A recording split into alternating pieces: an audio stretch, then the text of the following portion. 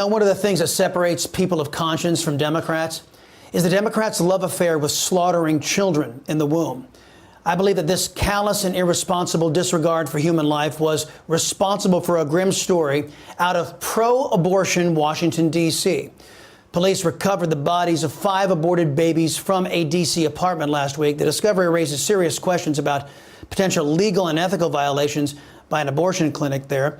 Joining me now is president and founder of Live Action, host of the Lila Rose Show, and the author of Fighting for Life, Lila Rose.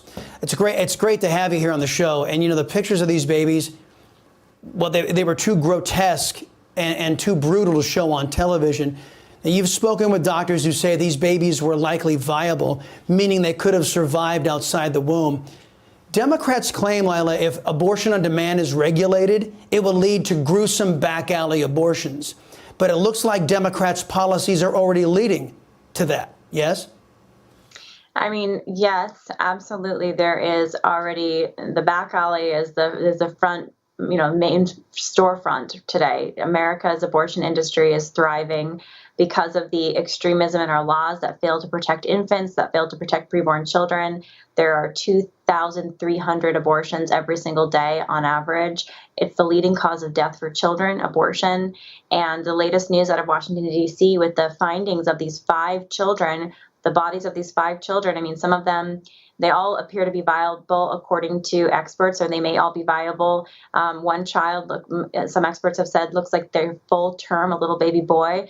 But these children were viciously killed in a late-term abortion clinic in D.C., and 2 of them, it said, experts are saying, may have been born alive because of the state of their bodies. They may have been born alive. Another little girl may have been the victim of a partial birth abortion. She was a potentially 28 to 30-week-old baby. Her neck was cut. Her brain was removed. I mean, it's horrific. It's devastating.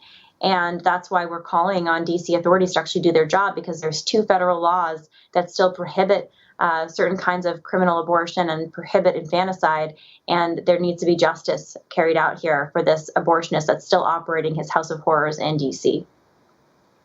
I want to put a punctuation mark on something you just said. Live Action, of course, demanding Congress do something. A group of Republican lawmakers have already called on Muriel Bowser and the DOJ to investigate these abortions. Lila, you were saying there's evidence they were viable. Is there evidence, and can we confirm whether or not they were born alive and then were killed? Well, this is why an autopsy is necessary, to see if those babies took their first breath, to find out the manner and the timing of their death. But listen, whether they were killed legally or illegally, that same baby was killed, mercilessly slaughtered. I mean, these are 5 infants that could have been born alive, that instead were killed or were born alive and then left to die. Their bodies were on their way to be burned as medical waste, incinerated. They were intercepted by a whistleblower who gave them to pro-life activists, who then turned the remains over to police so that police could do a proper investigation. But the DC police right now are saying that there weren't illegal abortions, but they admit that no autopsy was done. No medical examination has been done of the bodies. Wow. Almost a dozen medical experts have weighed in to Live Action News after examining the photographs and the video footage of these infants' remains. And they say these babies look viable. One boy looks like he should have been in a nursery. He looks like he's old enough to be almost born. He's almost full term. And here's the backstory. This abortionist, Cesare Santangelo in D.C., we have documented him before on undercover camera saying that he is willing to commit infanticide, that sometimes the babies are born alive, maybe born alive in his clinic, and he is willing to commit infanticide. So we have, there's a growing body of evidence, and it is incumbent upon authorities to do their job here, because infant lives are at risk. I mean, how much do we value children? How much right? is a child's life worth? It should be worth everything. Well, Lila, as you know, Passover's in 9 days. We're in the holy season of Lent for Christians around the world.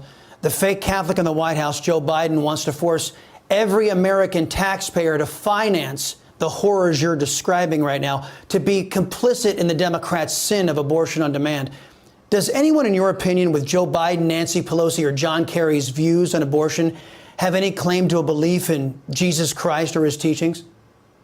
I mean, it's utterly devastating that our so-called Catholic president is promoting what is the antithesis of the teachings of Christ. the teachings of Christ, which include let the little child come unto me, which include that we, thou shalt not kill, which is one of the fundamental moral commands of God, do not kill. Christ, who gave up his life for others instead of taking his life, taking the lives of other people, which is what abortion does. Instead of saying I sacrifice myself for you, I love you, it says I'm going to sacrifice you for me, for my own desires and demands. So it's heartbreaking. It should infuriate us. It should spur us to action. And that's what Live Action is calling people to do, is to take action. My organization is getting thousands of people right now to call Mayor Bowser's office in D.C. to say, you have to investigate. Congress has already taken action, as you mentioned, and they're urging the mayor to investigate. The district attorney or the U.S. attorney should be investigating here, and the Department of Justice should get involved because these are federal crimes. Now is the time to say enough is enough. Infanticide, the killing of infants in or outside the womb, is wrong, and our laws must protect these innocents. It is. Of course, Merrick Garland is too focused on calling parents terrorists rather than finding those committing infanticide. Lila Rose, always appreciated your work and what you do to keep the innocent safe. Thank you very much. God's blessings to you, and come back soon.